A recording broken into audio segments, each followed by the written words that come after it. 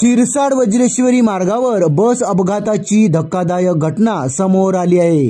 एका भरधाव एसटी बसचं चाक अचानक निखळल्याची घटना पारोळ येथे घडली असून घटनेचा धडकी भरणारा व्हिडिओ समोर आला आहे। मिळालेल्या माहितीनुसार अपघातग्रस्त एसटी बस वज्रेश्वरीवरून वसईकडे जात होती। भरधाव वेगाने जात असताना पारोळ गावाजवळ शनिवारी दुपारी अचानक बसचं पुढील चाक निखळलं।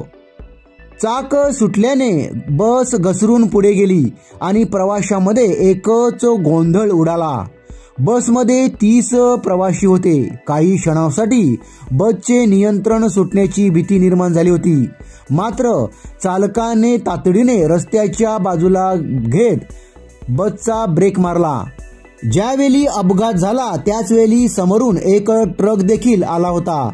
चालकाला बस नियंत्रित झाली नसती तर मोठा अनर्थ घडला असता।